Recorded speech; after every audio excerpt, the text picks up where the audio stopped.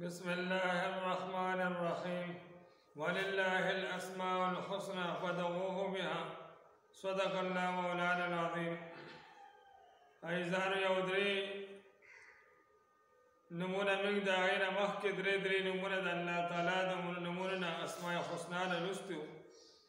نن هم د الله تعالی د اسماء حسنا او د ښکلي نمونو نه یو نوم هغه ذوالجلال والاکرام دی چې یا ذوالجلال والاکرام د دې معنی د عظمت او د جلال او د اکرام او د انعام والا ذات چې بزرګۍ والا ذات دی او عظمت والا ذات دی.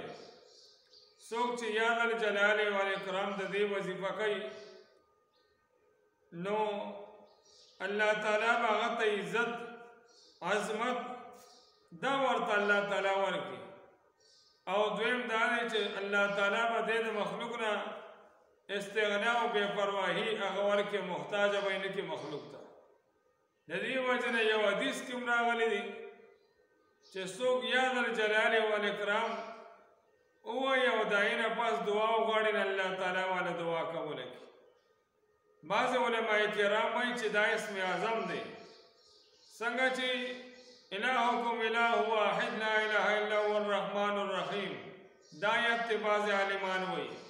بعض عالمان وایي د سوره ال عمران اولنی آیت الف لام میم الله لا اله الا هو الحی القیوم دی. او بعض علماء کرام وایي چې نه یا ذوالجلال والاکرام دا اسم اعظم دی. د دې معنی لوی د الله تعالی نوم چې دې سره ته څه دعا غواړې الله تعالی به دعا کولی. نو مشکات شریف کې حدیث کې راغلی چې یا ذوالجلال والاکرام دا څوک وایي او بیا دعا غواړي الله تعالی به دعا کولی. نو پکار دی چې موږ یا ذوالجلال یا ذوالجلال والاکرام یا ذوالجلال یا ذوالجلال دواړه طریقو سره، لیکن صحیح دی چې یا ذوالجلال والاکرام وایي او جل جلاله پکې ورسره وایي.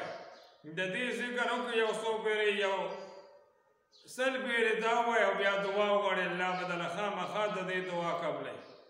نو لهذا د دې هغه ورد او ذکر پکار دی چې یا ذوالجلال والاکرام دا موږ وایو او د هغې نه پس دعا غواړو نو الله تعالی یو دا یې چې هغه له به الله عزت ورکړي او عظمت به ورکړي، او دویم دا یې چې مخلوق نه به الله تعالی استغنا ورته نصیب کړي.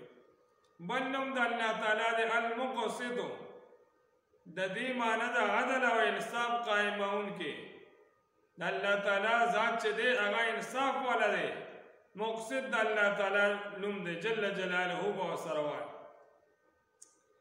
د چې کوم کس وایي روزانه دا اسم اعظم او د دې نوم المقسط جل جلاله او یا داسې وایي یا مقسط جل جلاله دا ذکر کوي نو انشاءالله تعالی الله تعالی به د شیطان د وسوسو نه محفوظ وساتي. او کوم جایز مقصد دپاره چې څوک د دې ذکر کوي 500 پیرې د دې ذکر کوي یا مقسط جل جلاله ذکر کوي الله تعالی به دا جایز هغه مقصد بوله پورا وګرځي. او بعضې وایي نه اتیا پیرې دا کم تعداد دی، استی پیرې یا مقصد یا المقصد جل جلاله وایي چې کوم مقصد دپاره دی دا وظیفه وکړي الله تعالی به هغه مقصد او ضرورت پوره وګرځي. نه لهذا دې ذکر پکار دی.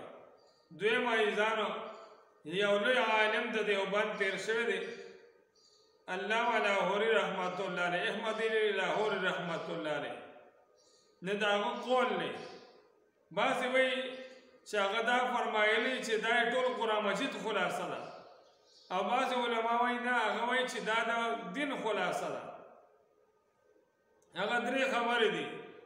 یوه خبره دا ده اللہ تعالیٰ کو عبادت سے راضی کرو، اور دویم رسول اکرم صلی اللہ علیہ وسلم اطاعت سے راضی کرو، نمبر 3 مخلوق خدا کو خدمت سے راضی کرو. نو لہذا منگا تاسو لپکار دی چې په دې خبرو باندې د عمل کولو توفیق راکړي الله تعالی. الله موږ نه په دې باندې رضا شي برحمتک یا ارحم الراحمین.